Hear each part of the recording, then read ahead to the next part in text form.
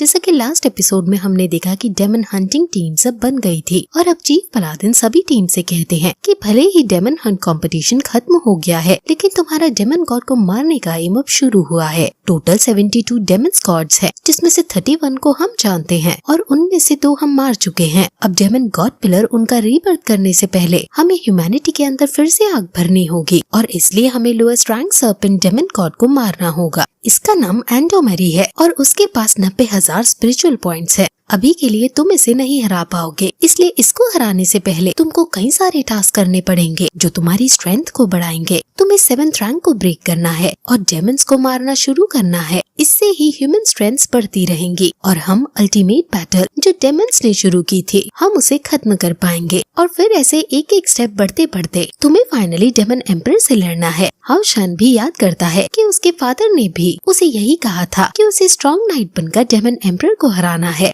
अब इनको इनका फर्स्ट टास्क बताया जाएगा और जो भी इस टास्क को कंप्लीट नहीं करेगा उसकी टीम को भी डिसोल्यूट कर दिया जाएगा। अब ये सभी लोग बाहर जाते हैं और लिंजी इन सभी की फोटो क्लिक करने की सोचता है। वो अपने कैमरा जो उसने 10,000 गोल्ड कॉइन्स का खरीदा था उसको सेट करके फोटो खिंचवाने के लिए सभी को खड़ा कर देता है और हाउवे को क्लिक करने को बोलता है, लेकिन हाउवे क्लिक करने की बजाय उसी कैमरे को खा जाता है। अब उसको गुस्सा आ जाता है और वो गुस्सा करने लगता है, लेकिन तभी वो किसी के आने की आवाज सुनते हैं और उनके सामने बहुत ज्यादा स्किल्स नाइट आता है जो इनका लीडर बनने वाला है। वो अपना इंट्रो इन्हें देता है और कहता है कि मैं ही युद्ध के दौरान तुम्हें लीड करूंगा और तुम्हें मेरे ऑर्डर्स को बिना सोचे समझे बस फॉलो करना होगा। तुम्हें डेमन्स को मारना होगा और जितने और जिस हिसाब से डेमन्स मारोगे उस हिसाब से तुम्हें मेरिट पॉइंट्स मिलेंगे। 3 महीने बाद जिस भी ग्रुप के सबसे ज्यादा मेरिट पॉइंट होंगे वो अलायंसेस जेनरस रिवॉर्ड में फर्स्ट प्लेस को हासिल करेंगे। इसका नाम गाओ यिंगजी है। ये सुनकर सभी शॉक हो जाते हैं कि आखिर हम बिना सोचे समझे इसके ऑर्डर को क्यों माने, जिस पर वो कहता है कि तुम सभी जीनियस की टीम हो और तुम्हारा ये क्वेश्चन करना वैलिड है, इसलिए तुम में से जो भी कोई ये सोचता है कि मैं इस काबिल नहीं तो मेरे से वो फाइट कर ले और मुझे गलत साबित कर दे और जो भी मुझे हरा देगा उसे मेरे ऑर्डर्स मानने की जरूरत नहीं है। फिर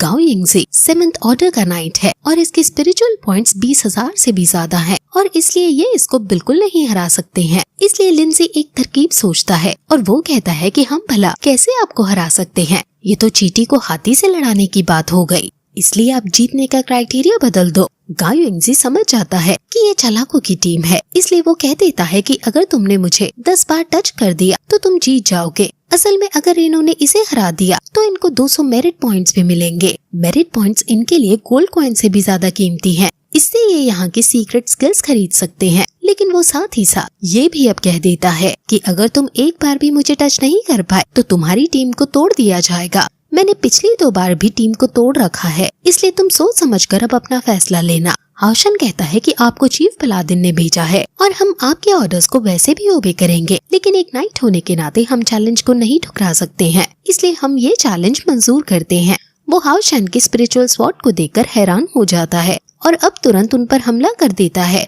वो सबसे पहले चेरी पर हमला करने जाता है क्योंकि एक टीम में समन सबसे कमजोर होती है और वो चेरी को पीट कर बेहोश कर देता है। अब वॉरियर वैंग उस पर हमला करने के लिए आगे बढ़ती है और बाल्ट हीलर भी उस पर हमला करता है, लेकिन वो इनसे आसानी से बचकर इन पर ही काउंटर अटैक कर देता है और इनको बेहोश कर देता है। वो साथ ही साथ इनकी बुराई भी करते जा रहा है कि क्या ये थी नंबर 1 टीम, कितना घटिया माल आया है इस बार, तुम सबसे वीक हो। कायर, लिंजन और हाउशान एक साथ प्लानिंग से उस पर हमला कर रहे हैं, लेकिन वो आसानी से इनके अटैक को अपने नंगे हाथों से ही तोड़ दे रहा है। लिंजी उसे अपने मैजिक से फंसाने की कोशिश करता है और वो उसके जाल में फंस भी जाता है और उसका एक हाथ उसके मैजिक में भी अब ट्रैप हो गया है और अब हाउशन पीछे से उस पर हमला करने के लिए आगे बढ़ जाता है, लेकिन वो मैजिक को तोड़कर हाउशन पर ही काउंटर अटैक कर देता है, जिससे हाउशन शिंगो अटैक जो उसकी सेल्फ मेड डिफेंस स्किल है उससे बचता है और फिर कायर भी उस पर हमला कर देती है, जिससे हाउशन की शील्ड टूटने से बच जाती है और वो सेफ हो जाता है।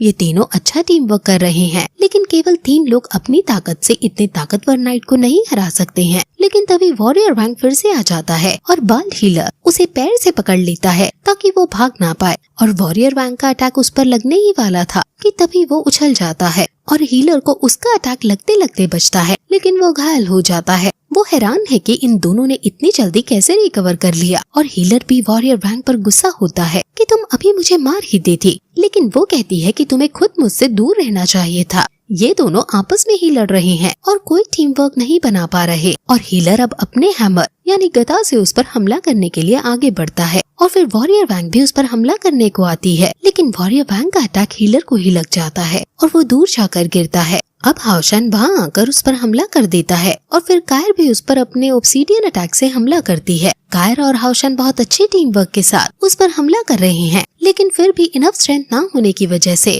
वो इन दोनों की शील्ड तोड़ देता है। लेकिन तभी कायर उसको एक पंच मारने में कामयाब हो जाती है, यानी अब उन्होंने एक बार इसको टच कर लिया है और अब इनकी टीम डिसबैंड तो नहीं होगी और अब वो सब जीतना चाहते हैं और उन्हें 9 बार और टच करना है। अब कायर उस पर हमला कर देती है और पीछे से हाओशान भी आ जाता है और अब बाकी सभी भी उसको टच करने की पूरी कोशिश कर रहे हैं। और जब हीलर आता है तो वो उसी के हैमर से उसको पीट डालता है। वो लड़ते लड़ते इन सभी की कमजोरी भी बता रहा है कि इनमें टीम वर्क नहीं है और लिंसन सिर्फ डिफेंस कर रहा है। कायर सिर्फ छुपकर हमला कर रही है और वैंग और हीलर इंडिविजुअली अटैक कर रहे हैं। हाओशान को ये सब समझ आ जाता है और वो तुरंत एक लीडर होने के नाते अब एक प्लान बनाता है। वो लिंसन को चेरी को जगाने को कहता है और वॉरियर वैंग और हीलर को कायर के लिए अपॉर्चुनिटीज क्रिएट करने को कहता है ताकि वो अपने पावरफुल अटैक कर सके। और अब हाओशान खुद उससे लड़ने जाता है और उनमें फिर फाइट शुरू हो जाती है।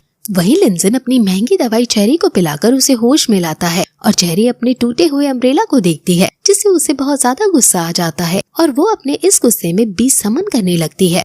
वो एक बहुत ज्यादा ताकतवर बीस्ट समन कर लेती है और ये बीस्ट इतना ज्यादा ताकतवर होता है कि वो इसे खुद नहीं संभाल पाती और बीस्ट अब न सिर्फ गांव पर बल्कि सभी पर हमला करने लगता है, जिससे वहाँ तबाही मचने लगती है और उससे सभी बचने लगते हैं। लेकिन गांव आसमान में उड़कर उस बीस्ट के आगे खड़ा हो जाता है और अब अपनी शील्ड से उसके अटैक को रोकता है और फिर सीक्रेट सिल्वर पेडिस्टल का यूज करता है और उसके आसपास उसका आर्मर आ जाता है और वो अब लाइटनिंग चॉप का यूज करके उसे हर तरफ से काटने लगता है और वो बीस्ट तड़प तड़प कर वहीं खत्म हो जाता है। ये देखकर सभी बच्चे हैरान हो जाते हैं और अब हाओशान भी अपना आर्मर पहन लेता है कि अब तक हम भी वार्म अप कर रहे थे, अब आप हमारी फुल पार देखोगे।